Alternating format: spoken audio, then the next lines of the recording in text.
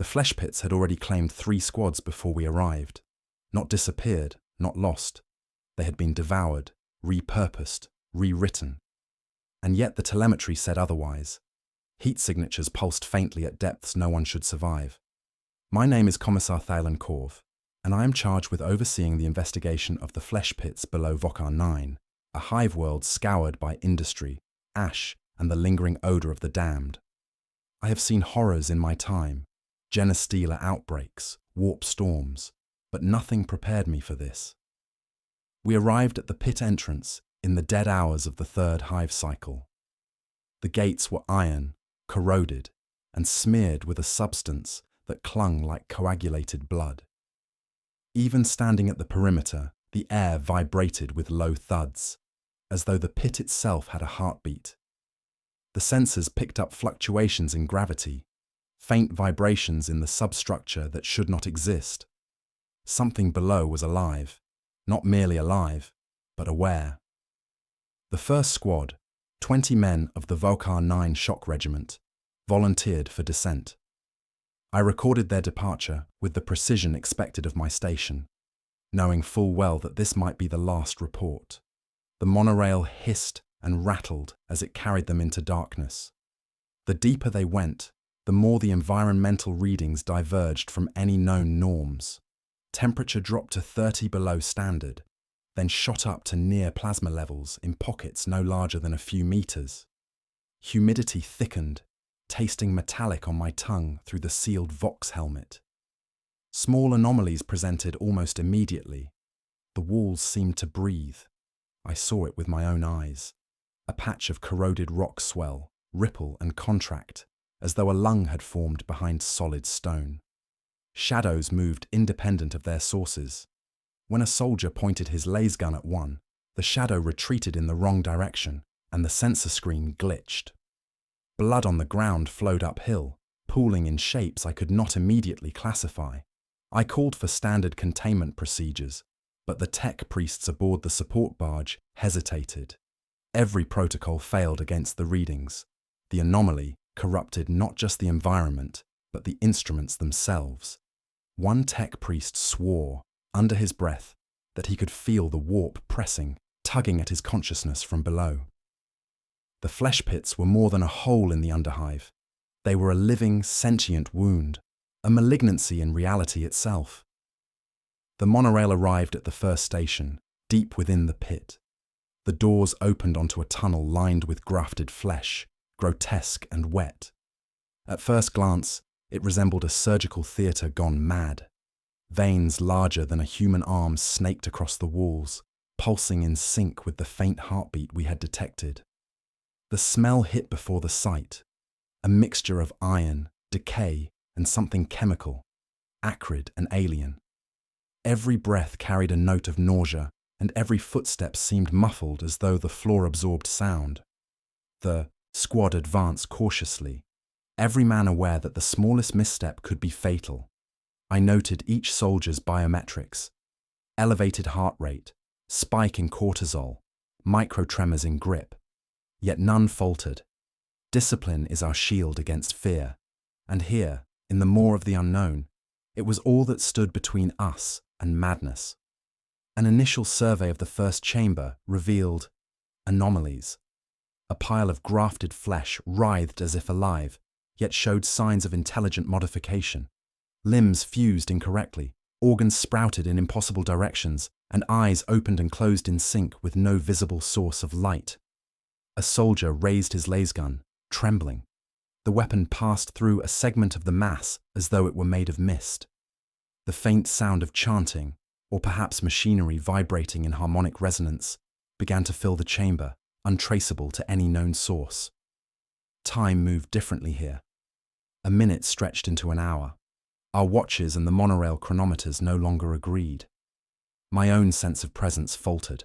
I felt as though I was both observing and being observed. The first casualty occurred before the squad could react. Sergeant Dran's comms went silent mid-report. No alarm, no warning, just silence. Then, faintly, the sensors registered a body moving deep inside the grafted mass. Not Dran, not fully, but something wearing his form, his face staring at us with hollow, wet eyes. I ordered the squad to regroup. The tech priest attempted to scan the chamber, chanting the binary litanies that might stabilize the warp influence. His voxcaster flickered, repeating numbers and liturgical phrases in loops that made the men uneasy. Even I, trained in the suppression of fear, felt the hair on my neck rise. The flesh pits responded to our intrusion, and they were intelligent. They were aware. We made the decision to retreat. The monorail doors closed, sealing the chamber behind us, but not fully. As the craft pulled away, I glanced at the chamber through the viewport. Movement, shapes pressing against the walls, and then a hand.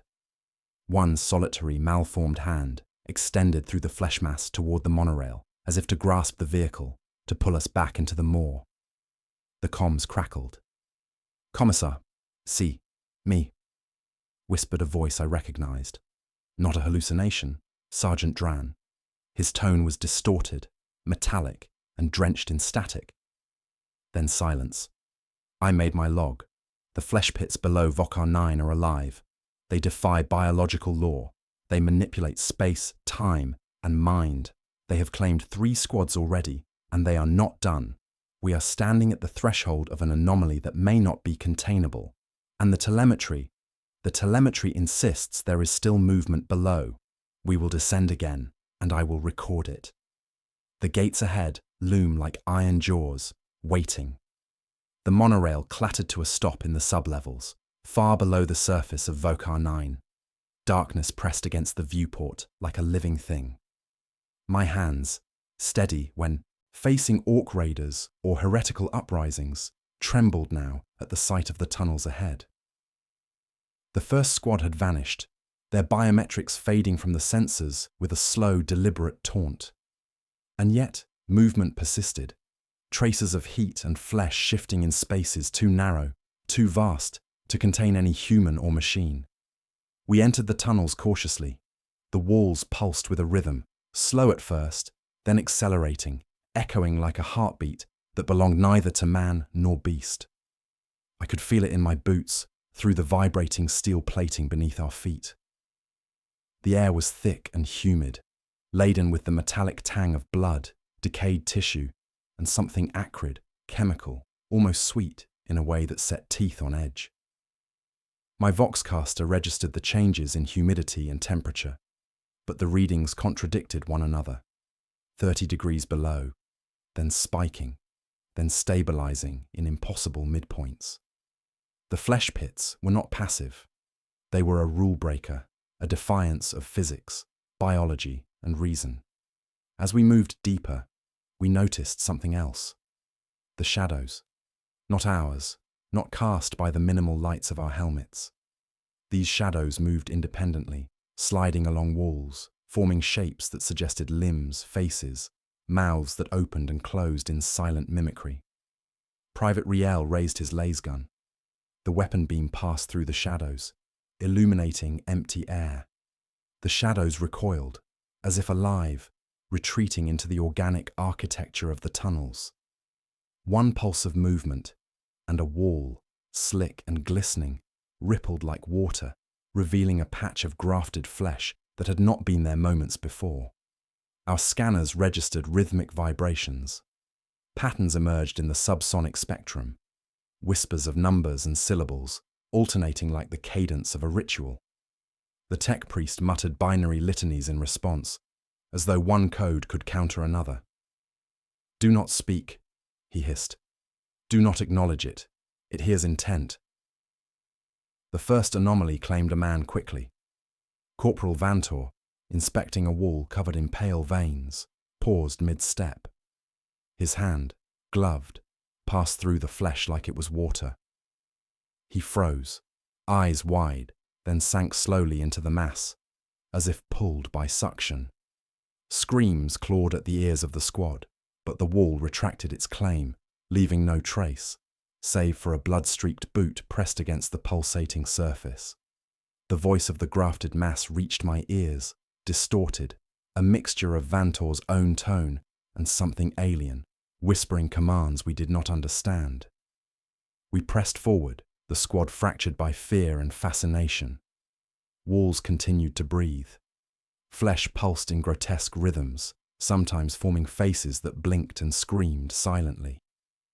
Occasionally, the mass attempted mimicry of the soldiers' own movements, arms extending in impossible gestures, torsos twisting to mirror our advance, only to dissolve back into a writhing puddle. The tech priest scanned, swearing under his breath about violations of the standard ordinances of flesh integration. Sound was weaponized here. Every step echoed differently, as though the tunnels themselves responded to our presence. Voices of the missing, Dran, Riel, Vantor, whispered instructions, accusations, litanies, each layered atop the other in a recursive, maddening pattern. I felt the pull of their familiarity. One wrong step, one misread signal, and a man could vanish into the flesh entirely, leaving nothing but whispers. Telemetric spikes increased. The flesh mass, dormant at first, now responded to our sensors and our fear. One soldier, trembling, approached a vein-lined wall, trying to record its structure. The veins twitched and recoiled. Suddenly, they erupted upward in a wave, striking him and fusing his uniform to his body. His screams were cut abruptly as the mass retracted him into the wall. The squad hesitated, terrified, but I could not allow hesitation. Protocol demanded observation, documentation, survival. In the distance, we glimpsed a partially open chamber. Its floor shimmered with a viscous film, reflective yet opaque. Inside, a massive, writhing mass of grafted flesh coiled upon itself. Limbs sprouted at odd angles, eyes blinked from impossible surfaces, and the rhythmic pulse of a heartbeat resonated through the chamber walls. The tech priest measured warp contamination levels. They were off the charts. He muttered a prayer in Binharic, the vibration of his words almost making the walls quiver in sympathy or hostility. We attempted communication with command. The Vox channels crackled with static, then carried distorted snippets of the missing soldiers' voices. Help! Don't! Leave! Us! The sound twisted as if the tunnel itself digested and replayed our own words against us. I ordered the squad to stop, assess, and record. But movement in the chamber drew their attention. Figures, perhaps human, perhaps the imitation of human, skittered across the floor. Limbs bent where no joints should exist. Faces formed momentarily in the walls and dissolved. One figure moved toward us, dragging what looked like a fused weapon along a wall of sinew. The squad froze. The figure, Vantor, raised a twisted arm toward us and whispered, "Join us." I made my log. The flesh pits below Vokar 9 are not merely alive. They are sentient. They mimic. They communicate. They can manipulate and command through resonance and fear. Standard containment measures fail. Our instruments lie. And what we do not yet understand is the extent of its intelligence. The squad advanced another few steps, cautious but compelled. The chamber loomed larger, pulsating walls drawing us toward it like prey. The tech priest adjusted his instruments, eyes wide as the numbers on his console danced and warped in impossible patterns. Then, the monorail above began to hum. A low, resonant note that the flesh pits seemed to echo perfectly, as if the tunnels themselves sang in harmony with the machinery. We froze. The flesh pulsed faster. Limbs extended and retracted, touching the floor and walls. The whispers intensified. Our boots vibrated in time with the pulse, forcing our hearts into sync. The squad was paralyzed, caught between instinct and protocol, staring into the maw of something that should not exist. Then, the Vox channels failed entirely. Static replaced all communication. A hand, pale, twisted, grafted with sinew, slid out of the flesh wall, reaching for our group. The light from our helmets reflected off malformed bone, stretched impossibly long. The squad flinched back, but there was no escape. The flesh pits were waiting, patient, aware, and hungry. And I realized as I took a deep, shaky breath We had crossed the threshold. Micro cliffhanger into Chapter 3. The squad is trapped in the chamber, comms dead, faced with a sentient, mimicking mass of flesh that may not allow any of them to leave. The listener is left with the knowledge that the flesh pits below Vokar 9 are more than terrain. They are predator, architect, and jailer. We were taught, from the Scholar Progenium onward, that the Imperium has a protocol for everything. Containment procedures, cleansing rites, tactical withdrawals. Each event, no matter how anomalous, had an order of response. Yet here, in the belly of the flesh pits, those procedures crumbled like parchment in fire.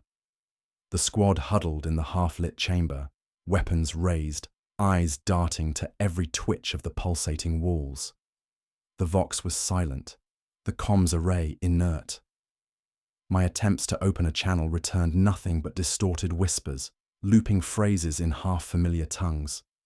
Litany of endurance, binary canticles, regiment muster prayers, each replayed back to me, as if the pit had swallowed them whole and spat them back out. I began dictating a report into my data slate, even as the walls swelled and rippled around us. The administratum demands record, and I, Commissar Thalen Korv, would ensure there was testimony, no matter the outcome. My voice was steady, but I will not deny the chill of dread in my bones. I described the environment clinically, the sinewed walls, the rhythmic pulsations, the biosignature anomalies. Yet beneath the words, I could not help but lace the report with scripture, as if faith alone could insulate me from the truth I was forced to record. Corporal Riel was the first to disobey my order of stillness.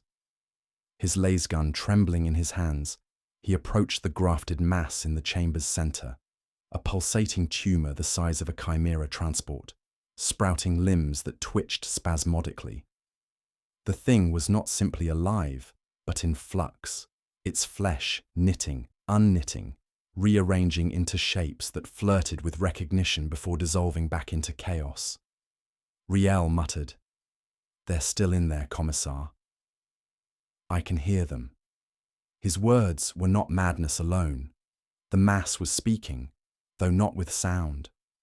Through vibrations, through rhythms that carried the cadence of human voices. My own ears betrayed me. I thought I heard Dran's laughter, the sergeant lost in the previous descent. The tech priest, Magos Ulbrek, began his work, as much ritual as science. His mechadendrites unfurled with a hiss, plugging into ports on his data slate. He chanted binaric sequences, cold and metallic, meant to stabilize corrupted Vox signals. His red optics scanned the chamber, flickering with frustration. This is violation, integration without schema, adaptive recursion. His voice trembled in a way no tech priest should allow. It is coding itself in flesh. I asked if it was of Mechanicus origin. He refused to answer. His silence told me enough. Then the wall convulsed. A limb shot outward, grotesque and wet, gripping Riel around the waist. He screamed as he was dragged into the mass, lasgun clattering uselessly to the floor. The others opened fire, crimson bolts scorching the surface of the flesh, but where the shot struck, new growth erupted, blossoms of sinew opening like flowers. Riel's voice came through the Vox. Not the Vox in his helmet, for he had none, submerged as he was, but through the comms themselves. "It's not killing me," he sobbed. "It's remaking me." Then his tone changed, deeper, layered, resonant with something not human. "Protocol is unnecessary. Join."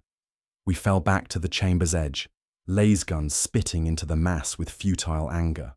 The Magos began reciting the litanies of disjunction, designed to purge machine spirits of corruption.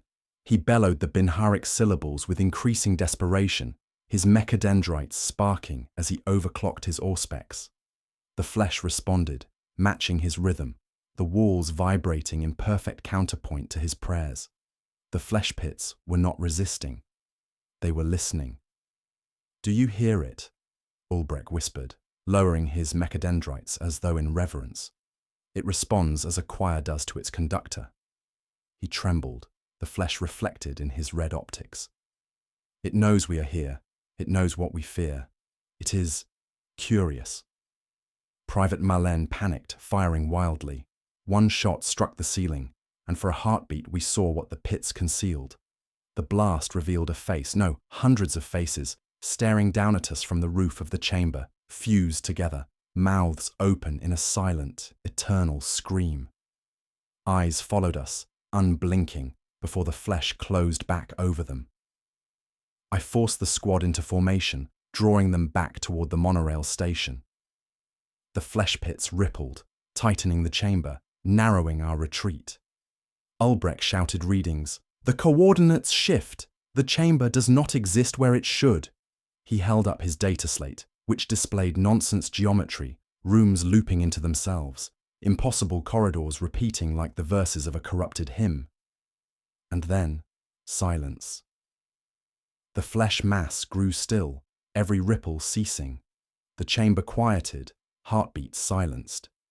For a moment, the squad dared to hope the anomaly had abated. But then, slowly, deliberately, Riel's boot, the one torn away when he was claimed, slid across the floor toward us, leaving a trail of blood. No hand pushed it, no body dragged it. It moved as if carried on an unseen conveyor. The boot stopped at my feet. The vox in my helmet crackled. Riel's voice again, low, resonant, not human. "Protocol acknowledged." The chamber roared to life. The heartbeat thudded violently, shaking dust from the ceiling. The walls expanded, contracting as though inhaling. Faces pressed against the walls, screaming, whispering, chanting. The squad panicked, their formation collapsing. I ordered discipline, but my own voice was drowned in the cacophony. Ulbrich staggered, clutching his head. It is learning from us.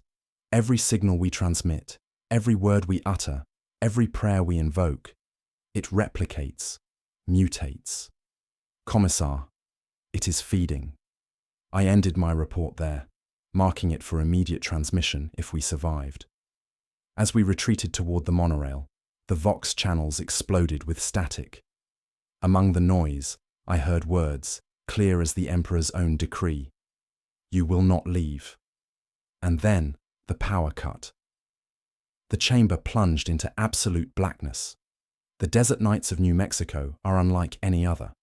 They do not hum with life, nor do they sing with the chorus of crickets.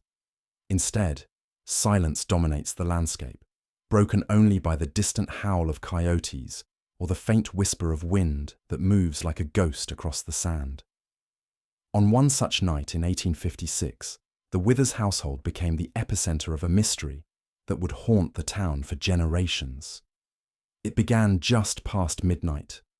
The town's gravedigger, a hardened man named Elias Finch, awoke to the sound of knocking.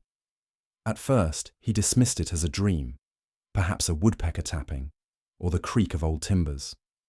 But the sound grew sharper, rhythmic, and deliberate, echoing in the still air. It came not from his cabin, but from the burial ground itself. Elias dressed quickly, lantern in hand, and walked toward the cemetery with dread coiling in his stomach. The graves of the Withers children were fresh, the earth still unsettled. 3 small wooden coffins lay beneath the soil, each sealed only days prior. And from that patch of earth came the sound, faint yet undeniable. Knock, knock, knock. He froze, his lantern trembling in his hand. His rational mind searched for an answer. Animals burrowing, shifting roots, the settling of coffins. Yet the sound was too steady, too deliberate. As he stood there, he swore he heard something else, muffled and low, like the sobbing of a child buried deep below. The next morning, Elias told no one. A man who dug graves for a living could not afford to be thought mad. But the whispers spread anyway. The Withers' parents claimed they had heard it too, soft tapping against the wooden lid of their children's coffins during the night hours, as though their little ones were not at rest, but reaching out, begging to be freed. By the week's end, the town demanded the graves be opened, and so, under the oppressive glare of the sun, the people gathered. Elias pried open the first coffin. The child's face stared up at them, pale and stiff. Yet, impossible though it seemed, the position had changed. The body no longer lay neatly folded with hands crossed over the chest. Instead, the fingers were curled tight against the lid, as if the child had clawed upwards in desperate effort. Gasps filled the air. The second coffin was opened, and the same horror was revealed. Tiny fingernails broken and splintered, the wood scratched from within. When the final coffin was unearthed, some of the mothers in the crowd fainted. The youngest Wither's child, only 6 years old, lay twisted, her mouth open in a silent scream. "They were buried alive," one man whispered, but even as he said it, others shook their heads. The physician had pronounced them dead, beyond doubt. No breath, no pulse, no warmth in their bodies. And yet here lay the evidence. Scratches, bruises, the unnatural contortions of limbs that had shifted long after burial. The Wither's parents collapsed in grief, but fear soon outweighed sorrow. Something was wrong, terribly wrong. No natural death could explain this. No doctor's word could justify what the town had seen. By nightfall, talk of witchcraft began to circulate, hushed at first, then louder, more certain. The children, some said, had not died at all. They had been taken, their souls stolen or trapped between worlds. Others whispered that the desert itself had cursed them, for their family had not been born on this land, but had come from the east.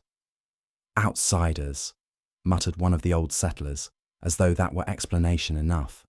The Withers demanded their children be reburied in consecrated ground under stricter rites. The coffins were sealed again, the priest muttering prayers with shaking hands. And yet, in the weeks that followed, the knocking returned. The townsfolk heard it in the dead of night, drifting across the windless plain. Elias claimed he saw movement in the earth once more, as though the coffins shifted in their beds. The people of the town grew restless, uneasy, afraid to walk past the graveyard after dusk. Mothers clutched their children tighter, whispering warnings about the Wither's curse. And the tale of the children who would not rest began to spread far beyond the desert town, becoming a story that refused to die, just as the Wither's bloodline seemed unable to find peace. That was the night the cemetery was no longer a place of mourning, but a place of fear, and it would not be the last time the graves were opened. The desert sun had not yet set when Father Abram was summoned to the Wither's land. He was a weary man, his cassock faded and his hair turned grey before its time. A priest accustomed to funerals, but not to the kind of unrest that plagued the Wither's children. Death was supposed to be final, a quiet closing of the book. Yet here, the pages seemed to keep turning, no matter how tightly he tried to shut them. The town pressed him for answers.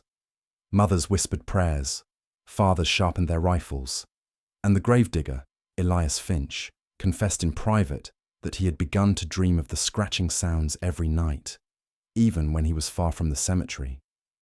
Father Abram was reluctant to face the graves again, but he could not refuse the Withers family. He performed the second burial with all the rites he could muster, reading not only the traditional prayers of the church, but also old words, half-forgotten invocations that he claimed came from Scripture. His voice trembled as he spoke them, as though repeating phrases he feared were not meant for human tongues. The townsfolk gathered again, watching, uneasy. Abram's hands shook when he sprinkled holy water over the coffins. To those closest, his muttered words did not sound like Latin at all, but something older, sharper, filled with syllables that stung the ear. The air grew cold despite the desert heat. Dogs howled from far-off ranches. And when the priest finished, his voice was little more than a whisper. May their rest be final. The coffins were lowered again, this time deeper into the ground. The earth packed tighter, as though sheer weight might hold them still. And yet Abram lingered after the crowd dispersed, staring at the 3 small mounds of soil. Elias swore he saw the priest press his palm against the dirt as if listening. When Abram finally turned away, his face was pale, his lips bloodless. For a few nights, silence reigned. No scratching, no knocks. The town began to breathe again. The Withers family almost dared to hope that their children had found peace. But Father Abram changed. He stopped eating with the others, stopped leading his flock with the same confidence. He jumped at sudden noises, clutched at his chest when bells tolled, and more than once he was seen muttering to himself, as though arguing with a voice no one else could hear. One evening, Elias caught him standing at the graveyard long after midnight, barefoot in the sand, reciting prayers backward. His eyes were hollow, his skin waxen, and when Elias called out, the priest did not answer. Instead, he slowly raised a finger to his lips, commanding silence, before turning his gaze back to the earth as though expecting it to answer him. Then came the whispers. Children playing near the church swore they heard crying inside, though the doors were locked. A rancher claimed to see Abram pacing the aisles alone, his voice echoing as he begged forgiveness from something unseen.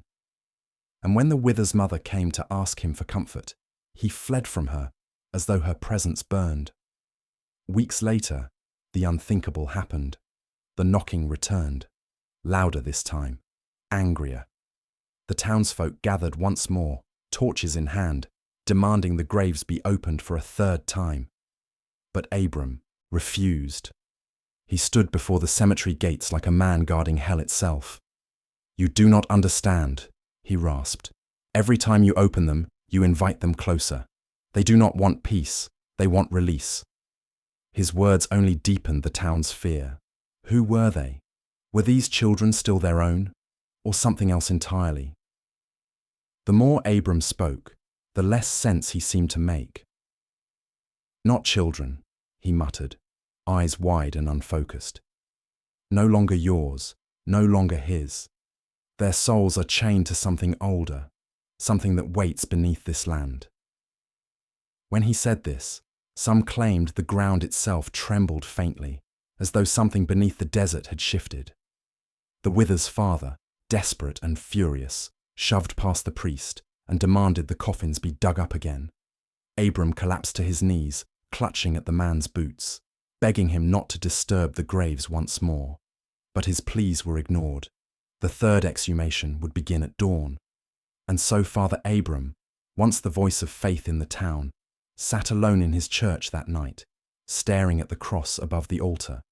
Witnesses claimed he whispered, "Forgive me, Father, for I cannot stop what comes." By morning, the priest was gone. His cassock lay folded neatly on the pew, his Bible open to a page that had been violently scratched out with a knife. He was never seen in New Mexico again, and the graves of the Withers children still waited. The dawn came without warmth. Though the desert sun climbed steadily, the Withers land seemed shrouded in a strange pall, as if the air itself resisted light. A faint, sour wind carried the smell of dry rot, though nothing in bloom or decay should have produced such a stench. The townsfolk gathered at the edge of the Withers homestead, whispering nervously, torches in hand though the day was bright. Fear had rooted itself in their bones, and yet curiosity dragged them here again, as it had the previous times. They had to know. If the children still scratched from beneath the earth, if the silence had been only a trick, then what lay inside those coffins? The Withers' father, gaunt now, his eyes shadowed by grief and sleeplessness, demanded the exhumation begin. His wife, pale and trembling, clutched a rosary so tightly the beads cut into her palms. But Father Abram was not there to pray over the graves this time. His absence hung heavier than his presence might have. Some whispered that the priest had abandoned them, others that he had seen too much and fled.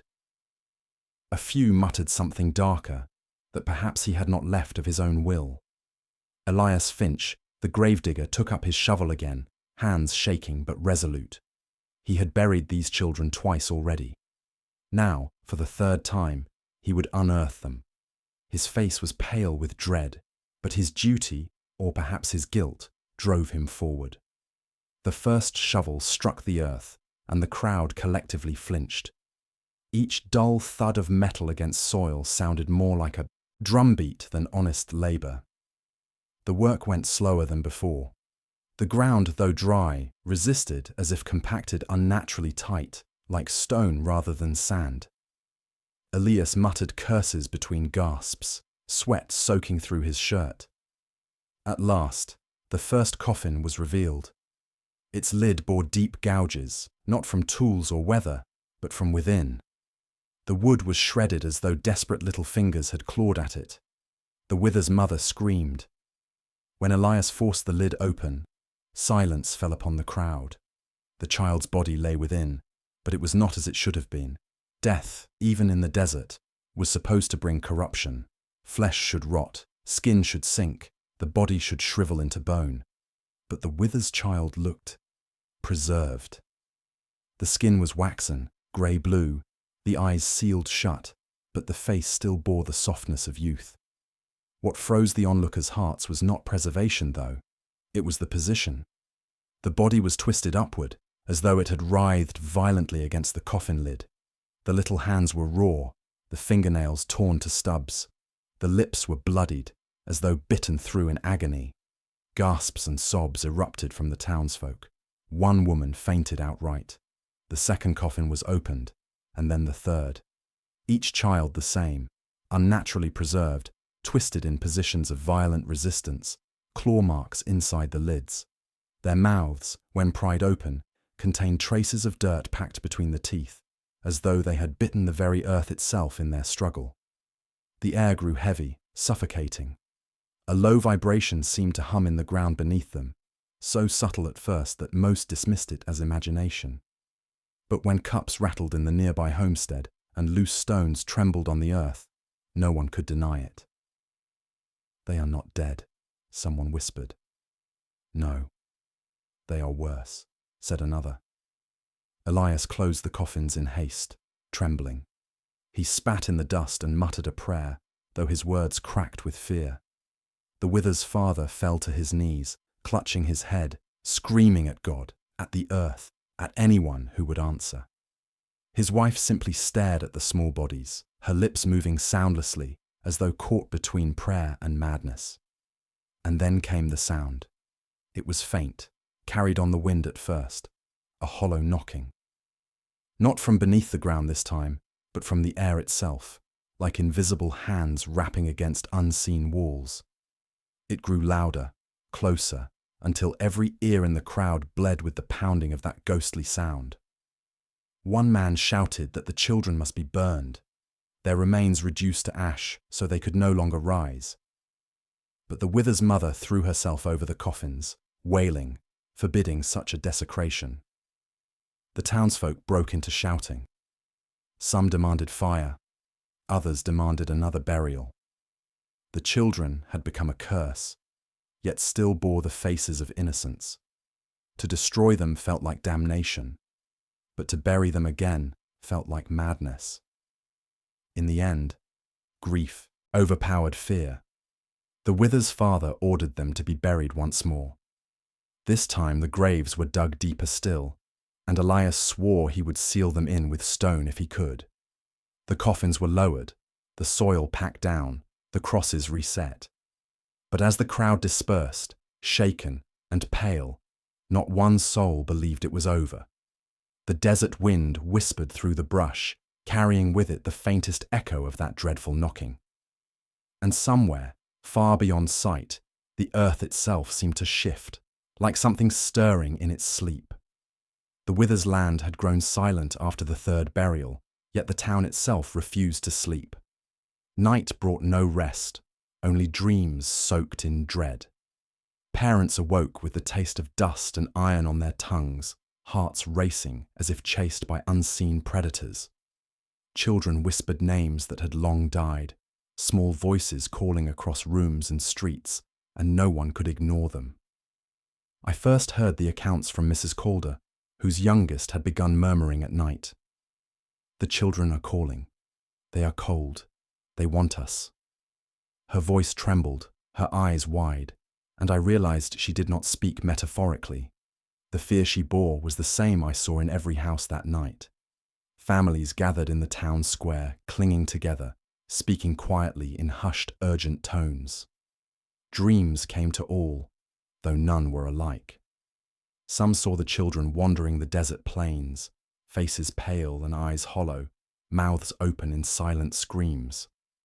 Others felt the scratches of small hands across their skin, clawing gently, pleadingly. And some were dragged in dreams beneath the earth, their lungs filled with soil, as though the ground itself had become the coffin. By the fourth night, the dreams had become communal. Townsfolk spoke of seeing the same visions. 3 children, small figures outlined in spectral blue light, walking together across the sand. Their lips moved, whispering words no human could comprehend, yet every listener felt the meaning: fear, urgency, longing. Come, see, join. Sleep became impossible. Windows were left open, doors unlatched, but the whispers did not stop at walls or walls of flame. They moved through the air like wind, through the creaking of timbers and the rustle of dry leaves. Even those who claimed to pray through the nights confessed to hearing voices in the stillness, reciting phrases that seemed older than language itself, phrases that carried a rhythm, a cadence that forced the heart into unnatural synchronization. Father Abram's warnings echoed in hushed recollections. Every disturbance, he had said, invites them closer. They are not children. They are older than this land. They wait beneath the soil, listening, learning. Do not ignore them. No one had heeded his words. Curiosity and desperation had buried the children once more. And now, the town paid the price. Elias Finch, the gravedigger, slept in his cabin on the outskirts. The wind rattled the boards, carrying faint knocks. He dreamed of the coffin's opening, saw the small hands reaching up, pressing against the lid, then climbing out of the earth. He woke screaming, drenched in sweat, yet his cabin door had remained locked. The town heard him, and some ran to his side, only to find him staring blankly, muttering in a language no one recognized, as though conversing with the unseen. Children of the town, those unrelated to the Withers, began reporting waking to whispers beneath their beds, soft fingernails brushing across floorboards, gentle taps against walls. One boy, Thomas, claimed he saw the 3 Withers children standing at the edge of his bed, spectral figures with eyes wide, beckoning him to come. When his parents rushed in, the room was empty, save for small scratches in the floor, tiny prints in dust that seemed older than the house itself. Some attempted to rationalize the dreams, invoking God and prayer, ritual and litany. But the whispers adapted. The words changed, the cadence shifted, and even the most fervent prayers became distorted, returning in dream as mocking echoes of faith. One mother screamed that her own voice had betrayed her in the night, commanding her to open the graves again. And with each successive night, the dreams escalated. They were no longer dreams alone. They bled into waking vision. Shadows flickered where there should be none. A gust of wind would carry a whisper unmistakably human, yet layered with the resonance of the earth itself. Windows reflected forms that did not exist outside the glass. The townsfolk began to leave their homes at night, wandering in the desert, drawn by faint light that no one could see by day. By the 7th night, the community fractured. Groups huddled together in vigil, speaking in half whispers, clutching hands, rosaries, charms, anything to anchor themselves to reality. Some barricaded doors, others slept in open spaces to see the watchers approach. And always, in every mind, the 3 children returned. Silent, spectral, waiting. Elias Finch finally broke. He took up shovel and lantern and marched to the graves once more, muttering that he would dig until he found the truth or became part of it. The townsfolk, desperate and terrified, followed him in a ragged procession. Night wind whipped at their cloaks, carrying the faintest tapping. a gentle, insistently rhythmical sound that seemed to come from everywhere and nowhere. At the graveyard, the earth quivered faintly underfoot. Elias dropped to his knees, running his hands over the soil. He whispered apologies to the children, begging for mercy, and then suddenly recoiled. The ground beneath him shifted, not sinking, not rising, but moving, as if the desert itself were breathing. A hollow knocking began, louder now, as though the children were inside the earth, tapping from beneath. The town froze. Hearts pounded. The desert fell silent for a heartbeat. Then a chorus of whispers filled the air, emanating from everywhere at once. It was not a dream. It was not wind. It was the voices of the Wither's children, multiplied and layered, speaking a language no one could understand, yet their meaning was clear. You disturbed us. You did not listen. Now you will see. The townsfolk screamed and scattered. Elias remained, kneeling, face pressed to the earth. And then the ground cracked. Small fissures appeared, thin at first, then widening, snaking outward in all directions. Through the cracks came faint light, a spectral blue glow, the same the children had carried in dreams. The tapping grew violent, the whispers commanding. Something moved beneath the soil, something older than memory, waiting. The desert night had become alive. The town had been drawn into the waking nightmare of the Wither's children, and for those who looked, even briefly, into the earth's shifting glow, there was no forgetting. The town had reached the brink of exhaustion. Days and nights bled into one another, indistinguishable in the pallid glow of desert light and spectral dreams. Parents spoke of shadows moving in corners, of small hands brushing against their faces in sleep, of whispers repeating in the wind. Even the bravest men and women began to doubt the finality of death itself. The Withers family, pale and hollow-eyed, convened with the remaining town elders. It was unanimously decided the children must be reburied one last time, this time with every precaution. They called upon the old priest, a traveling cleric from the east, whose reputation included exorcisms and rites against restless spirits. Father Durrell arrived under the midday sun, robes immaculate, chains of sanctified metal hanging from his belt. His eyes held both authority and fear. He had seen the unnatural before and was wary of repeating mistakes. Preparations began immediately. The coffins were retrieved with utmost care. Chains of iron were wrapped around them, prayers inscribed on strips of parchment tucked beneath lids. Father Durrell muttered complex rites over holy water, drawing sigils in the sand around the graves. Candles were lined along the perimeter, their flames flickering without wind. A trembling chorus of light meant to guide spirits to peace. Elias Finch, already a man teetering on the edge of madness, dug slowly, methodically. Every shovelful of soil seemed heavier than the last, as though the earth itself resisted their efforts. His hands ached, his sweat poured, but he continued, driven by a combination of duty and terror. When the coffins were lowered, a hush fell over the crowd. Even the wind seemed to pause, leaving an oppressive silence that pressed against every heart. Father Durrell intoned prayers, his voice rising, then falling into whispered cadences that were almost hypnotic. For a moment the ritual seemed to hold. The soil accepted the coffins without resistance. But then came the first tremor. A subtle vibration at first, beneath the feet of the congregation, as though the desert itself had shifted. People stiffened, eyes wide. The tremor intensified, a low hum vibrating through bone and flesh alike. Father Durrell's voice faltered, but he pressed on, chanting faster, louder. Elias swung his shovel with renewed vigor, packing soil, but the tremors persisted.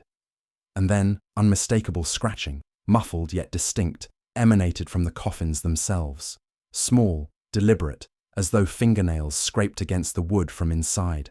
Gasps, screams, the flaring of torches, chaos erupted. One of the townsfolk screamed that the children were clawing their way out, and panic spread. Despite the chains and prayers, the knocking intensified, each strike resonating through the air, through walls, through hearts. Father Durrell cursed under his breath. He redoubled the ritual, now incorporating words that had been long banned or forgotten, phrases meant to bind spirits to their resting places. The chains rattled, the soil seemed to writhe, and then, a sound far more terrifying than scratching, the cries of children, high-pitched, screaming, crying, sobbing, coming from the very ground, yet somehow above it as well. The Wither's parents collapsed in the sand, weeping, screaming, pleading with God. Their voices mixed with the chorus of whispers and screams, an unbearable tapestry of anguish. Even the most rational townsfolk faltered, hands covering ears, bodies trembling in fear. Elias dropped his shovel. The tremors grew violent. The soil buckled, small fissures cracking open around the graves. Through these cracks, faint spectral light glimmered, the same pale blue the children had carried in dreams. And within that glow, the unmistakable shapes of the Wither's children emerged, not fully corporeal, yet not entirely spirit. They hovered, small hands outstretched, mouths open in eternal silent wails. Father Durrell raised his crucifix, shouting prayers that had been buried in memory. "Depart, return to peace. In the name of the Almighty, be still." For a brief heartbeat, the coffins stilled. The earth seemed to accept their command, but it was fleeting. A violent tremor threw the priest backward, knocking his crucifix from his hand. The spectral children tilted their heads, observing, watching, their eyes reflecting the light of candles in unnatural geometries. They did not flee. They did not cower. They waited. Elias Finch tried to flee, but the ground beneath him collapsed slightly. He fell knee-deep into soil that felt impossibly soft, yet unyielding, as if the earth were made of flesh instead of sand. Around him, the other townsfolk screamed, scattering in all directions, torches swinging wildly, voices breaking with fear. The Wither's mother screamed as a thin hand, spectral, glowing, translucent, reached from the ground, pressing against the coffin lid. Her husband lunged to protect her, but the hand recoiled, and with it came a ripple across the earth, like water disturbed in a shallow pond. Every coffin shook violently in unison. Father Durrell finally rose to his feet, shouting commands to the townsfolk to hold the perimeter, but his voice was drowned in a chorus of cries, tapping, and the eerie rhythm of movement beneath the soil. The desert itself seemed alive, vibrating, responding to the children's will. Then came the final horror. One of the coffins split open along the seams. Dust and soil poured out like thick water. From within, a small arm emerged, pale and thin, twisting impossibly at the elbow. Fingers clawed outward, leaving tiny grooves in the sand. The arm twitched as though testing its strength, flexing again, before disappearing back into the coffin. The townsfolk screamed, stumbling backward. Some vomited. The Wither's father collapsed again, covering his face with shaking hands. And through it all, the knocking continued, louder than ever, echoing not just from the ground, but from every corner of the desert, every shadowed window, every reflective surface.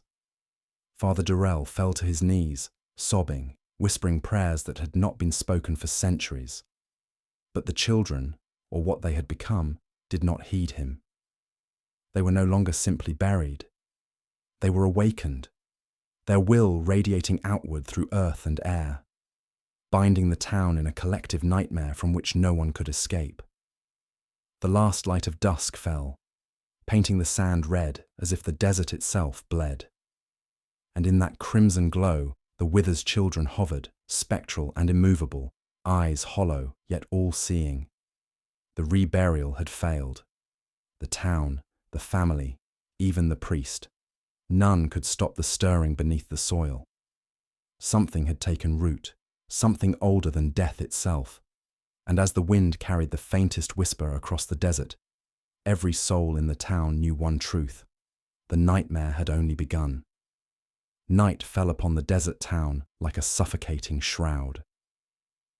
Though the sun had vanished hours earlier, the air remained thick, charged with a strange static that made hair stand on end and teeth chatter without wind.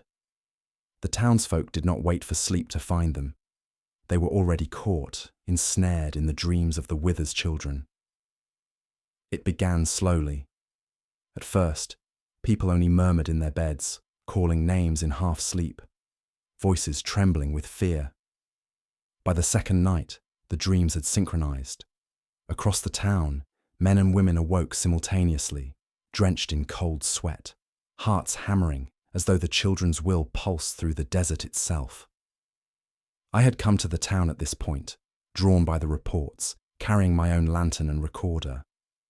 I intended to observe, document, and rationalize. But even as I set foot within the Wither's homestead, I felt the unnatural pulse in the air, a rhythm that was almost audible. A soft knock, pause, knock, pause, as if the desert itself were drumming beneath the soil. The Wither's parents were sleepless, pacing the hallways, whispering endlessly to one another. Their children were no longer children in life or in death. They were an impossibility, a haunting presence that defied the natural laws. That night, as the town fell into restless slumber, the first dreams began. In mine, I walked the desert plains under a violet sky, the stars unusually close and impossibly bright. Shadows moved beneath the sand like ripples in water, and there, just beyond the horizon, the three Wither's children appeared, floating slightly above the ground, faces pale, eyes hollow, yet fixed upon me with awareness. They did not speak in words. Their message came in sensation, a pressure in my chest, a coldness that crept along my spine, and the faint taste of iron in the air. I woke gasping, my heart pounding. Around me, others stirred. The dreams were not private, they were collective. Townsfolk spoke of seeing the same violet sky, the same rippling sand, the same spectral figures. Even those who had never seen the Wither's children in life described them identically. By the third night, the dreams escalated. Small scratches appeared on bedsheets, faint depressions as if tiny hands had pressed into them. A child awoke screaming that the children had touched her face, left a cold handprint across her cheek. Another woke to see the figures at the edge of her bed, glowing faintly blue, tilting their heads as if assessing her. Even animals were affected. Dogs whimpered in corners, cats hissed at empty air, and birds refused to roost, flying in tight circles above the town. The desert itself seemed alive, vibrating softly underfoot, resonating with the rhythm of the children's will. Father Durrell had returned, though he was visibly shaken, robes dishevelled, hands trembling as he muttered prayers. He confessed that the rituals had failed. The children were no longer bound to their coffins. Their presence had extended into the waking world, into dreams, into minds, infecting perception itself. He warned the townsfolk not to sleep, but exhaustion claimed them all. The visions grew more intrusive. Townsfolk began waking in places they had not fallen asleep. The edge of the desert, in abandoned barns, at the cemetery gates. Some claimed they were led by the children themselves, drawn to the graves, compelled by whispers that seemed to come from beneath the soil. In my own observations, I documented dozens of accounts of these walkings in dream. One man described stepping onto a flat expanse of desert sand, only to find his feet sinking as if into water. All around him, the ground rippled, and the spectral children circled above, laughing softly. He fell to his knees in terror, yet could not resist following their gaze, drawn inexorably toward the horizon. The dreams also began to warp time. Townsfolk awoke hours later, convinced only minutes had passed, or woke to find that an entire night had disappeared from memory. The desert wind carried whispered phrases from the children, incomprehensible, yet chillingly urgent. See, come, follow, join. By the fifth night, fear had turned to obsession. Families barricaded doors, yet slept in shifts, terrified to close their eyes for even a moment. The Wither's parents, broken and hollow, attempted to flee the town, but found the desert itself unrecognizable, paths twisting and shifting in impossible geometries, as if the land itself were reshaping to the will of the children. And then came the first physical manifestation beyond dreams. The Wither's mother awoke to find a handprint etched faintly in dust upon her pillow, not on the sheets, not on the pillow itself, but in the layer of desert dust that had inexplicably coated her room. She screamed, and neighbors reported seeing similar handprints appear on walls, windows, even furniture. Each mark glowed faintly blue in the dark, vanishing by morning, yet leaving behind a sense of unease so profound it could not be ignored. The town now faced an unthinkable realization. The Wither's children had transcended their coffins, their graves, their bodies. They were present in thought, in air, in dream, and in the very earth itself. Their will was undeniable, inescapable, and yet the mechanism by which they exerted it remained a mystery. Father Durrell, desperate and pale, attempted a protective ritual at the cemetery that night. Candles flickered, chants repeated, and the air itself vibrated with unnatural energy. But the spectral children merely hovered above the graves, unperturbed, tilting their heads as though amused. The priest's voice cracked, faltering. He whispered a curse under his breath, eyes wide with realization. He could not command what was older than death itself. By morning, the town was fractured. Few dared speak aloud, and those who did used whispers. Sleep became a matter of survival, dreams a theatre for horror, and reality a fragile construct threatening to shatter at the first knock of invisible fingernails. And so, the Wither's children claimed the desert, the town, and the minds of all who remained. A low rhythmic tapping echoed in dreams, carrying with it a single, terrible promise. They were no longer buried. They were no longer passive.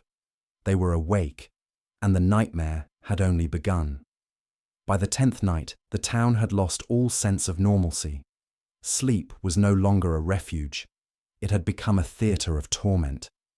Every household was awake, parents clutching children, who themselves trembled in fear, eyes wide as they stared into darkness that seemed to pulse with life. Doors were bolted, windows shuttered, yet the whispers came regardless, drifting through walls, beneath floors, and along cracks in the ceilings. The Wither's family had become withdrawn, almost spectral themselves. The mother wandered the homestead, muttering prayers she could no longer remember, her lips moving in sync with the children's spectral voices she heard only in her mind. The father, gaunt and hollow-eyed, had begun marking symbols on doors, walls, and even his own arms in a futile attempt to protect them from what was not entirely of this world. I arrived at the town square just as the sun dipped beneath the horizon. Even in the fading light, an unnatural hush settled over the settlement. The air felt thick, almost viscous, carrying the faint echo of tapping that grew stronger with every step. Families huddled together in silent terror. A low wind stirred, carrying the faintest hint of soil and decay, and the smell of dust that seemed impossibly fresh, as though the desert itself had been turned inside out. Elias Finch, the gravedigger, paced frantically near the edge of the town. His eyes were wide, haunted, constantly flicking toward the distant hills where the Wither's graves lay. "They're awake," he muttered. "They've broken free of the coffins. The earth obeys them, and now the town obeys the earth." The first manifestation occurred shortly after nightfall. A young girl, no older than 10, screamed as something invisible brushed against her cheek. Her mother rushed to comfort her, only to feel the same touch, cold, insistent, human yet impossibly light. Then came the tapping. Slow at first, as if counting, then accelerating into a rhythm impossible to ignore. It seemed to emanate from every wall, every floorboard, every shadow. Father Durrell attempted another ritual. He set candles in circles around the town square, inscribed protective sigils into the ground, and recited prayers older than the church itself. But the Wither's children appeared, hovering above the graves at the town's edge, spectral and unyielding. Their eyes glowed faint blue, their movements impossible, not bound by human constraints. The priest's voice faltered, breaking mid-chant, as if the very air resisted his authority. The desert around the town began to warp. Streets curved in impossible ways, walls appeared farther apart than they should, and houses seemed to bend subtly toward the cemetery. The town itself was no longer a safe grid of streets and buildings. It had become a labyrinth dictated by the children's will. Dreams and waking life blurred. People saw figures at the edge of their vision, shadows that vanished when approached, whispers that answered their thoughts before they could articulate them. A farmer described seeing his wife standing at the corner of a field, calling his name, only to realize she was at home in the square. The same voice had beckoned him forward, compelling him to walk toward a low hill in the distance. By midnight, the town had become a collective vigil, huddled together against the desert and the spectral children who commanded it. Every heartbeat matched the rhythm of the knocking, tapping not just on coffins now, but on floors, walls and doors, resonating through bone and nerve alike. Exhaustion gnawed at the townsfolk, yet sleep remained impossible. Even the youngest, who had once found refuge in dreams, now trembled at every shadow. Elias Finch spoke of visions he had seen in his restless wandering. He claimed the earth had split, faint fissures radiating outward from the graves, and that he had glimpsed shapes beneath the soil, twisted forms, shadows that moved independently of light or reason. He tried to describe them, but words failed. They're learning, he said, voice trembling. They're alive in ways I cannot name. They hear us. They know us. They are everywhere. The Wither's parents attempted to flee again. Their horses reared and bolted, the cart breaking under the tension of a desert that would not release them. Paths twisted, the horizon shifting impossibly. It was as if the land itself was alive, bending, channeling the will of the spectral children. The wind carried their whispers, now intelligible to some. Come. Join us. Sleep with us. Be still forever. Father Jarrell, desperate, led the town in a chant he had learned from forbidden texts. He called upon angels, saints, and unnamed powers of the divine. His voice cracked as it reverberated across the square. But the tapping persisted, now amplified, a thunderous rhythm that seemed to emanate not from the earth alone, but from the air, the walls, the bones of every person standing there. Suddenly, several townsfolk collapsed, screaming that they were pulled by unseen hands. Others swore they were rising slightly above the ground, floating momentarily, the spectral children's will manifesting in subtle, terrifying ways. Some tried to run, but the streets warped beneath their feet, paths bending back toward the town square. A horrific realization settled over the survivors. The Wither's children were no longer bound by death, nor by the coffins, nor even by the desert. Their presence had invaded the town itself, shaping reality, bending perception, and commanding attention. Sleep had become a weapon, dreams a vector, and the waking world was a playground for their will. By the night's end, the town had become a silent, hollow shell. Every street, every building, every corner seemed infused with the faint echo of tapping, whispers, and the spectral glow of three small figures whose very existence defied reason. People did not sleep. They did not rest.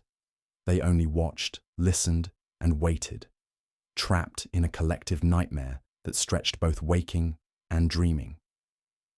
And as the first light of dawn threatened to pierce the horizon, one question lingered in every mind. How long could they endure before the children decided it was time for the next step? The town that no longer slept would soon learn that terror, once awakened, never relents. The desert was no longer just a backdrop. It had become a participant in the horror. Days blurred into nights as the Wither's children's will radiated outward, reshaping the landscape itself. The horizon no longer held a promise of escape, only an impossible, wavering shimmer of blue light that pulsed in time with the relentless tapping and whispers. I arrived at the outskirts of the town, just as that unnatural glow began to bleed into the sky. From miles away, travelers reported a faint, spectral hue hovering over the desert floor. Some swore it moved like a living thing, shifting and flowing in patterns that suggested intention. Others said it carried a sound beneath comprehension, a low, vibrating hum that seemed to resonate inside the chest, synchronizing with heartbeat and breath alike. Father Durrell, now gaunt and trembling, insisted that the blue light was the children manifesting beyond their physical constraints. "They have transcended the graves," he murmured, eyes fixed on the horizon. "They are no longer bound to the coffins, nor the town. They are the desert itself, and we are within it." The townsfolk, hollow-eyed from sleepless nights, gathered around the square. Whispers passed between them, carried on the wind. Tales of the blue light moving toward the town, folding the dunes in impossible geometries, dragging shadows and whispers in its wake. One boy swore he saw figures, 3 small forms with hollow eyes, dancing on the dunes, their limbs stretching and bending like the desert itself obeyed their will. By nightfall, the first physical effects were undeniable. Animals fled, abandoning pastures and corrals, their cries echoing against empty, shifting dunes. Water wells ran strangely dry, yet some claimed that when they drank from buckets left overnight, the water shimmered faintly blue, tasting faintly metallic, like blood beneath sand. Plants, where they still survived, twisted unnaturally toward the light, leaves bending in ways that defied growth patterns, thorns sharp as razors pointing upward in unnatural anticipation. Father Durrell attempted a ritual at the town square, laying out candles, sigils, and chains of sanctified iron. He shouted prayers older than memory, invoking saints, angels, and divine judgment. But the blue light responded with subtle mockery. The wind carried whispers that mirrored his words, distorted them, twisted them into lullabies that beckoned townsfolk toward the glow. I observed from the edge of the square as several villagers rose, their eyes wide and unseeing, moving in hypnotic trance toward the dunes. One man reached out his hands, calling softly for the children, and the blue light pulsed brighter. A faint knocking resonated from the desert floor itself, as if countless tiny hands scratched at the sand, testing its surface for resistance. The Wither's parents were powerless to intervene. The mother collapsed into sobs, muttering over and over, "They are everywhere. They are in the land." The father, gaunt and shaking, attempted to lead the entranced villagers back, but the desert twisted beneath their feet. Paths curved impossibly, and the dunes shifted, directing them toward the blue glow. By midnight, the light began to solidify. The 3 forms hovered above the dunes, spectral yet tangible, faces hollow but commanding, their eyes glowing the same pale blue as the light itself. They moved slowly, deliberately, and the desert followed. Dunes folded like paper under invisible hands. Shadows stretched impossibly long, curling toward the town. Whispers escalated, now distinctly intelligible to some. "Join us. Be still. Sleep with us." The words struck the mind with unnatural clarity, inducing paralysis, fascination, and dread simultaneously. Those who resisted felt nausea, vertigo, and a profound sense of wrongness, as if the universe itself had bent to accommodate the children's will. Father Durrell attempted to bind the light with iron chains, sigils drawn on the sand.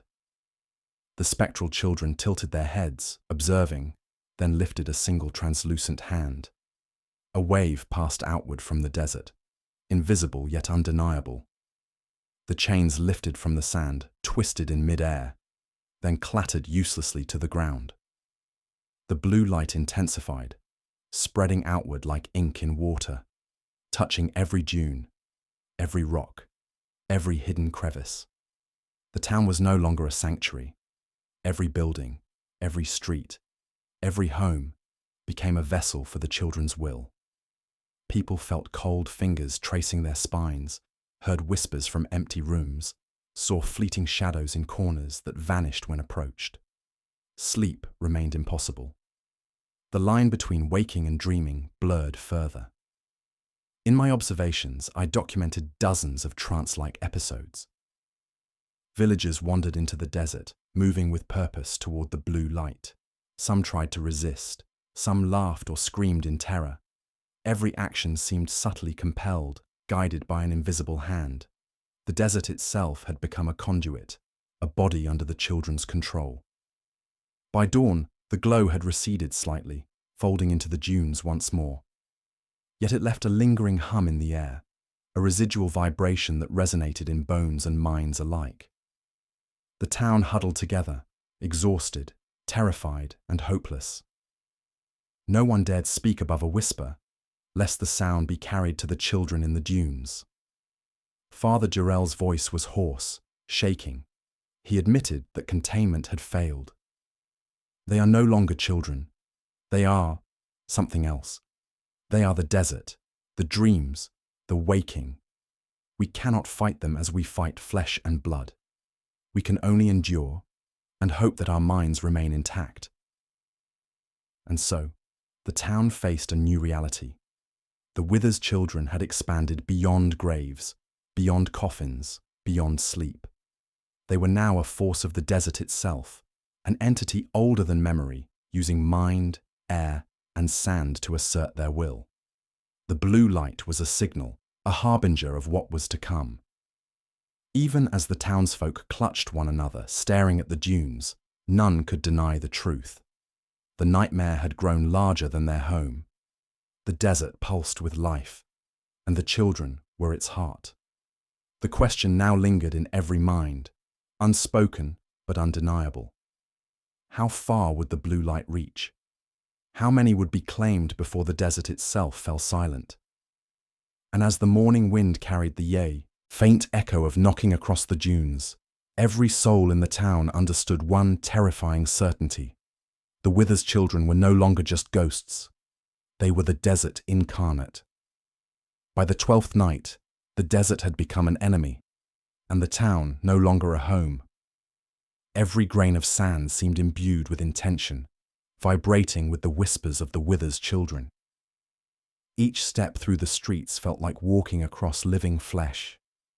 The ground shifted subtly beneath feet, sometimes soft and yielding, sometimes unyielding, as if testing resistance.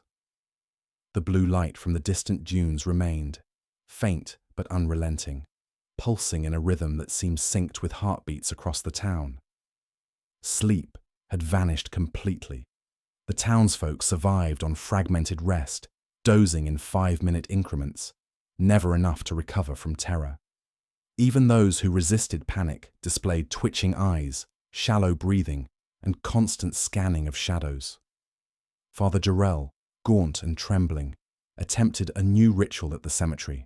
He drew complex geometries in the sand, combining ancient sigils with the iron chains that had failed to bind the children before. Candles flared and sputtered. Wind gusts responded almost intelligently, carrying his words across the dunes. Yet the children's presence was immediate, oppressive, overwhelming. From beneath the soil, a subtle vibration pulsed through the ground. The whispering began, low at first, then escalating in volume and complexity. Voices emerged from the sand itself. They spoke not in human language, but in a pattern of sound that resonated directly with the mind, a rhythm of tapping, hissing, and syllables that carried meaning without words. Some villagers collapsed, clutching their heads, unable to differentiate thought from intrusion. Others attempted to flee, only to find the streets shifting, walls bending, the ground curling underfoot in impossible arcs. The desert had become labyrinthine, and the Wither's children were its architects.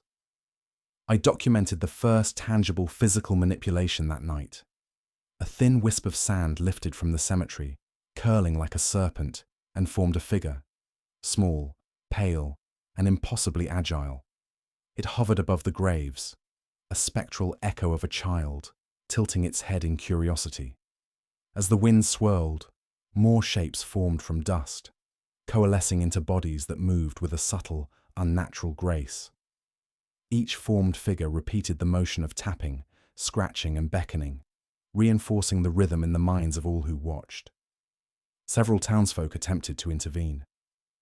Elias Finch grabbed a shovel, pounding at the sand figures, but the blade passed through them as though striking mist.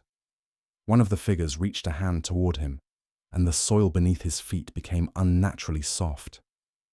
He sank slightly, struggling to pull himself free as the whispering intensified, commanding, cajoling, punishing. In desperation, Father Durrell attempted to extend his ritual, drawing sigils into the air with salt and iron dust. The spectral figures approached him, tilting their heads, almost playful, observing the motions. When he completed a symbol intended to bind their movement, the ground quivered violently, as though the desert itself rejected the attempt. The symbols scattered in the wind, dissolving into dust that shimmered faintly blue before vanishing. The townsfolk began reporting shared hallucinations. One mother screamed that she saw the streets filled with endless corridors of sand, stretching into infinity. Another swore she saw herself reflected in the dunes, but her reflection moved independently, beckoning her forward. Even the Wither's parents, hollowed and broken, began seeing versions of their children in every shadow, every flicker of blue light. As the night progressed, the whispers became intelligible to some. The words, though alien in structure, were clear in intent. Follow, join, sleep, be still. The earth remembers. We remember. You will remember. Those who heard felt a compulsion almost impossible to resist. A few townsfolk staggered into the desert, drawn inexorably toward the distant blue glow, their bodies moving as though puppeted by unseen hands. By midnight, the sand itself began to shift with intent. Small fissures formed, stretching outward in radial patterns from the cemetery, and through them rose spectral forms. They were not fully corporeal, yet not entirely ghostly, bodies formed of dust, light, and shadow. Hands reached outward, brushing across the earth, tapping on walls, flicking against doors. Each tap reinforced the rhythm, each scratch deepened the psychic intrusion. Father Durrell fell to his knees in despair, muttering fragments of prayers older than memory. They are not children, they are the earth, the air, the night. They are everything. His voice trembled as the whispers enveloped him, repeating his words in warped cadence. By the early hours of morning, the town had been fractured beyond repair. Streets were no longer navigable, buildings were subtly twisted, hallways longer or shorter than they should be. Some villagers wandered in trance, drawn toward the dunes, drawn by the blue light, drawn by the whispers embedded in every grain of sand. Others remained behind, too terrified to move, too exhausted to resist. I recorded the last coherent observation before the horizon began to pulse with brightness.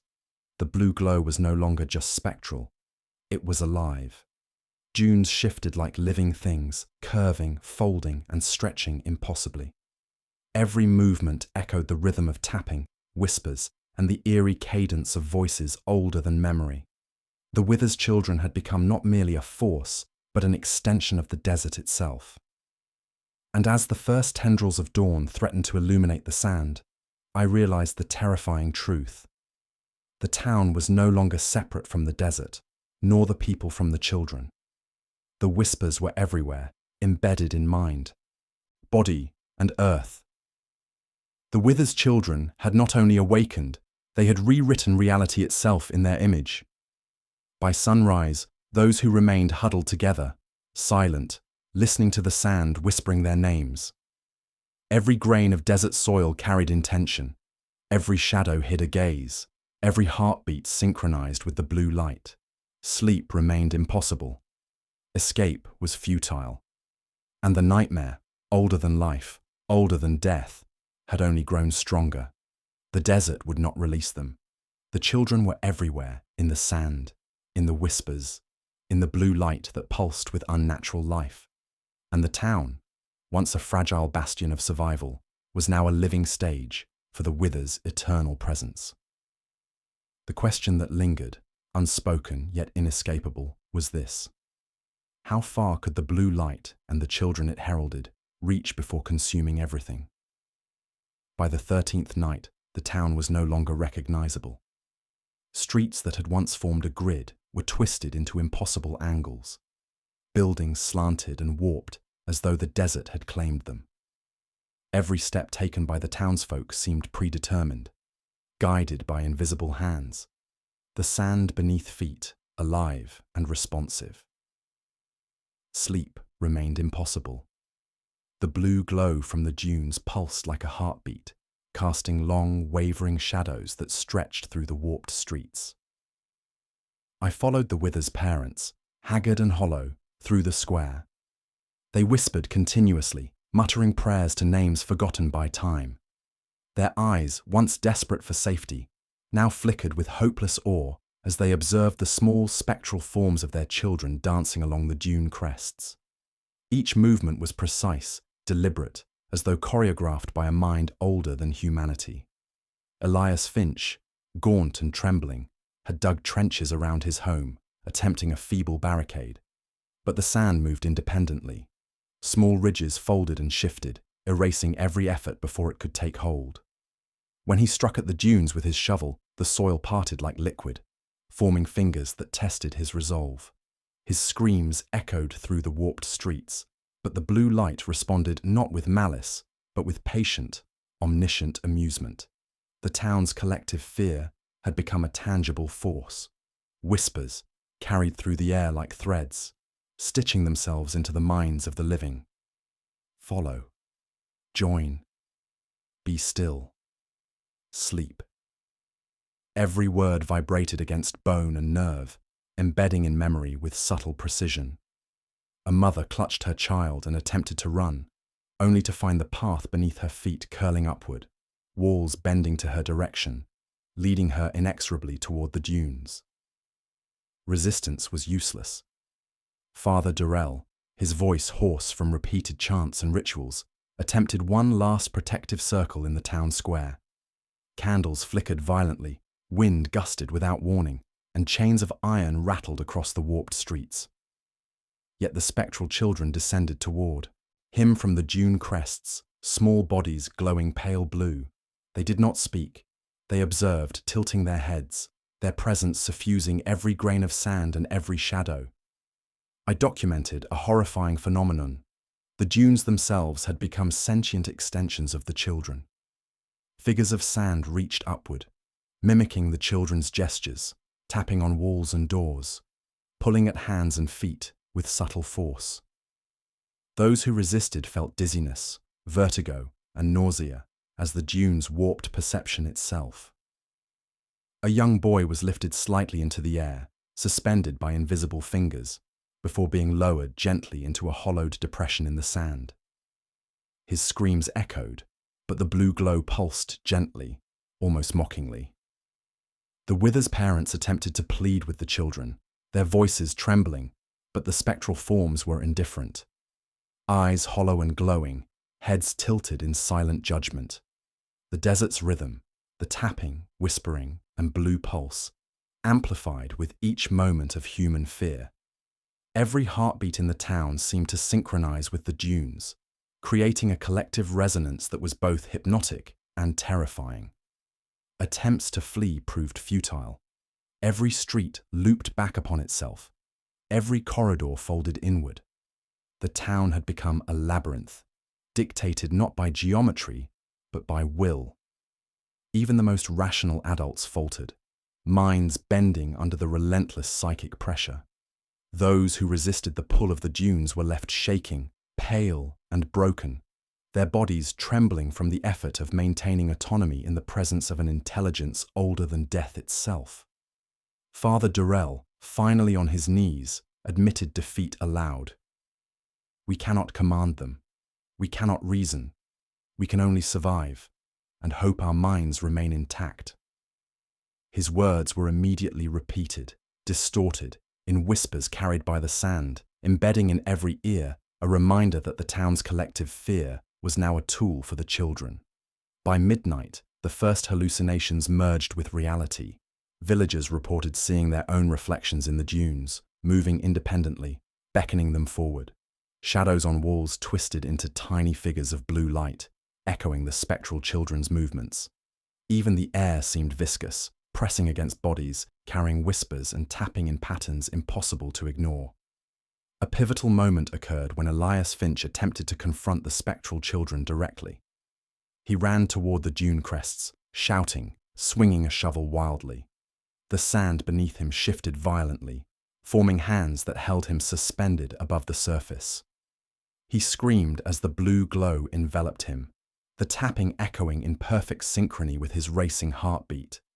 Then, just as suddenly, he was dropped into a small hollow, unharmed physically but mentally shaken, his voice gone, his eyes vacant and reflecting the pale blue light. The Wither's parents watched, helpless, as the dunes tested every limit of human endurance.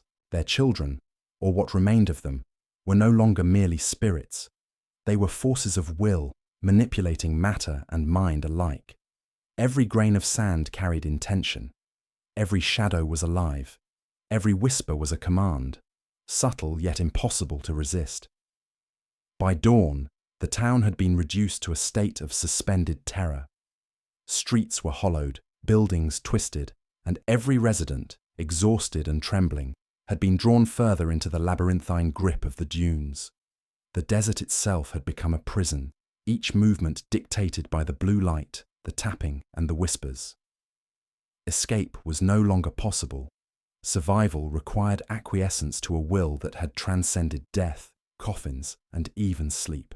And yet, despite this omnipresent oppression, the spectral children remained small, almost childlike, their hollow eyes glowing, observing, testing, learning. They were no longer merely a haunting. They were an intelligence, an extension of the desert, a force that had rewritten reality within the boundaries of the town. The survivors huddled together in the remains of the square, eyes wide, hearts synchronized to the pulsing rhythm of the dunes. Every whisper, every tap, every shimmer of blue light reminded them of the futility of resistance. The desert would not release them. The dunes, the whispers, and the children had become one, a singular force of will that would not rest, would not relent, and would not be contained. And as the pale light of dawn shimmered over the warped town, a final, chilling truth pressed into every mind. The Wither's children were not waiting. They were watching, learning, and planning the next phase of their domination. By the 14th night, the town was no longer recognizable as a place of human habitation. Streets were warped, buildings twisted into impossible angles, and the desert had become a living, breathing extension of the Wither's children's will.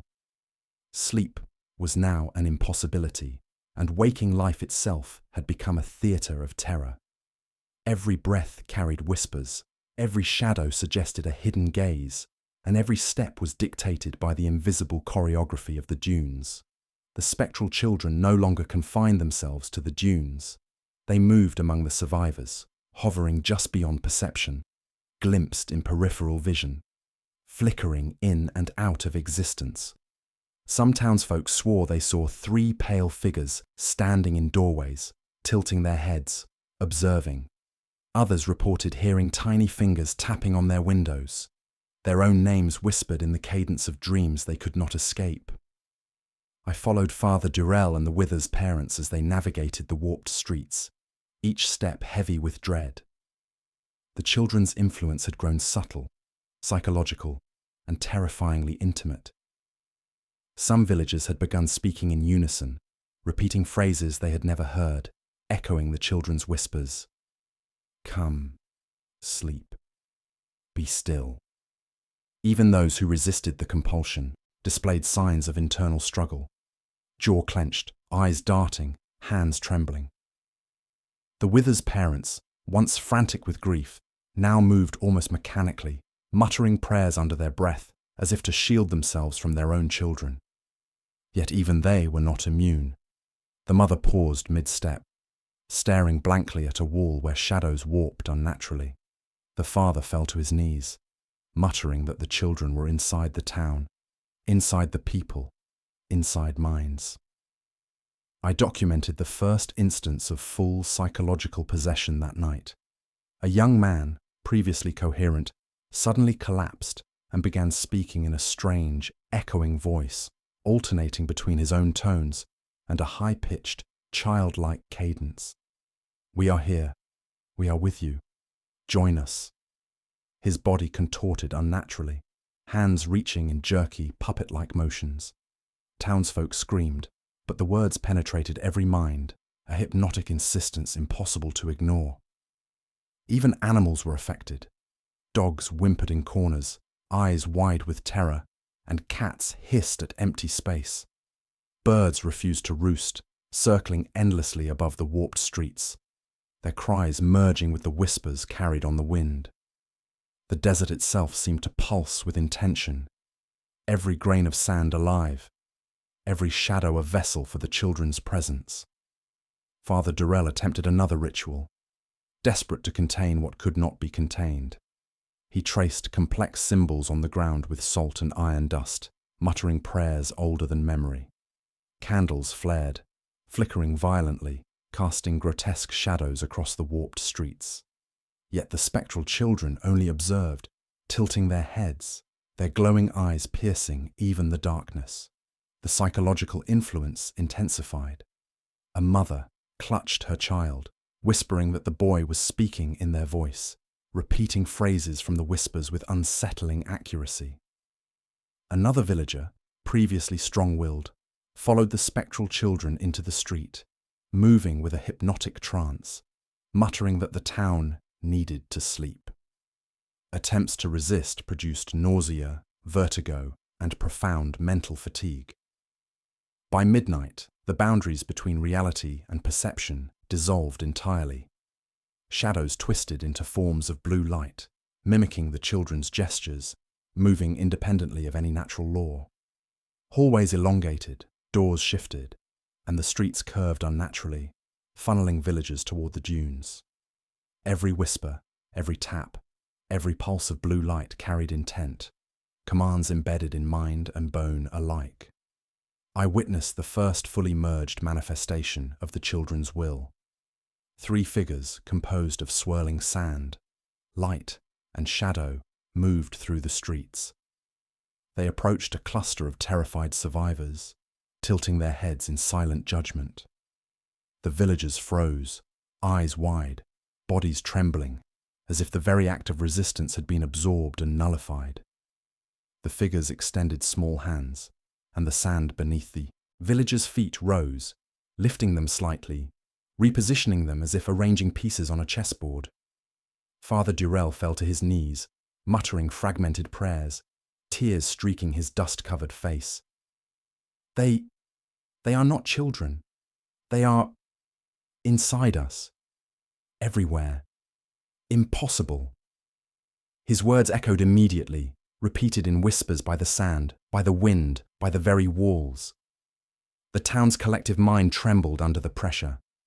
By the early hours of morning, the survivors had fractured into 2 groups. One group remained huddled in the warped town square, exhausted, fearful, yet unwilling to move further into the desert. The other wandered in trance toward the blue light, their bodies puppeted by the children's will, eyes vacant, lips whispering the cadence of commands.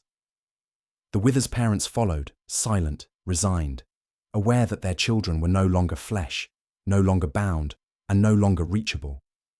I recorded the final chilling phenomenon of the night.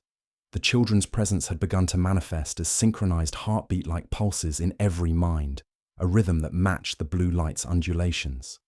Every thought, every perception, every breath seemed to bend to this invisible cadence. Resistance was not simply futile, it was impossible.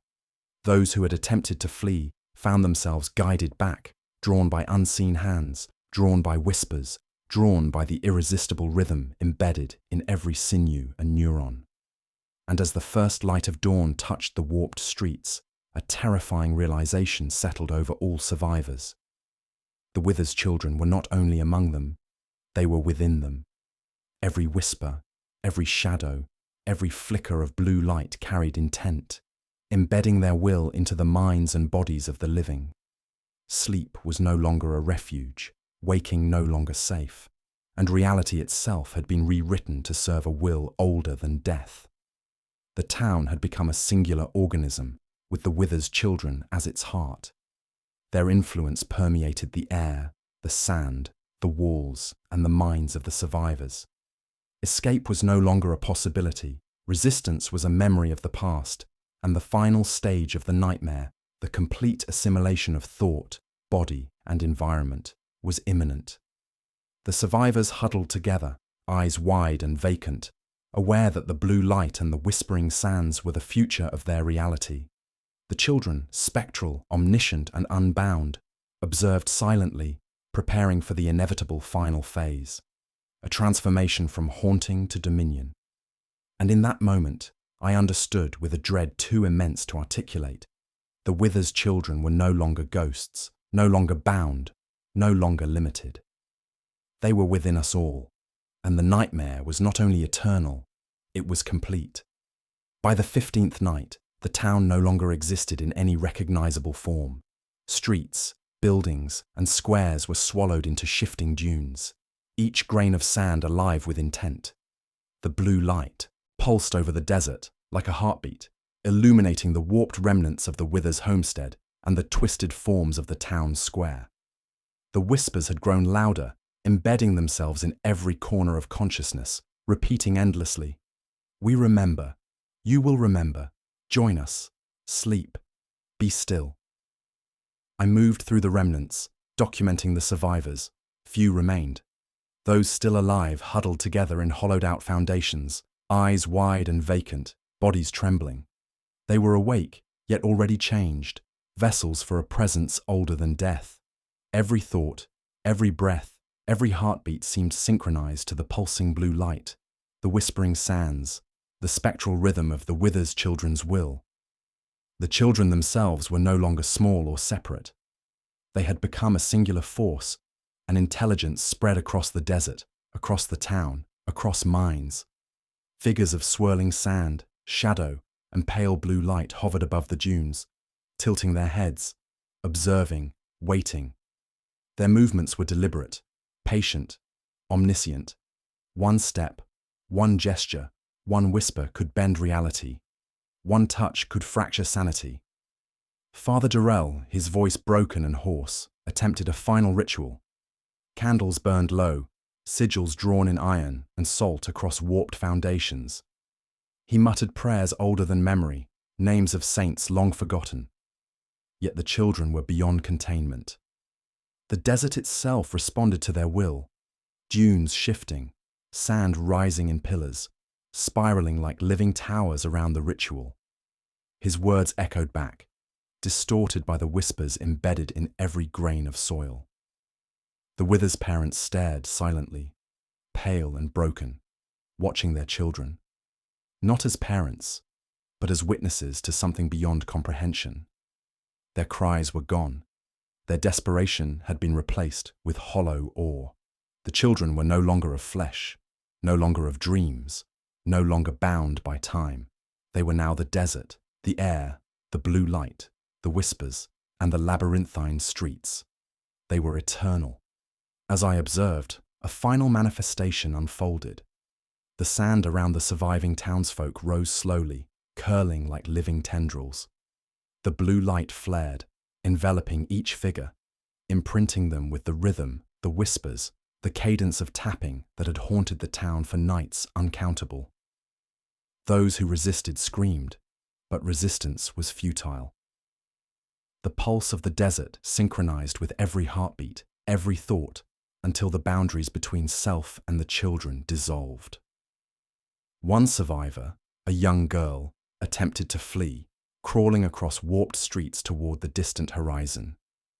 The dunes twisted beneath her, forming barriers and pathways that funneled her inexorably back. Her cries merged with the whispers, and her form flickered with the pale blue light until she stood among the others, eyes vacant, pulse synchronized, mind overwritten. The final act of observation revealed the children's ultimate transformation. They were no longer separate entities. They were the desert itself, every grain of sand alive with intent, every shadow a vessel of influence, every whisper a command. The town, the survivors, even the night air had been subsumed into a singular, horrifying intelligence. The blue light pulsed eternally, a cosmic heartbeat marking dominion. I recorded the last coherent thought before the desert claimed all perception.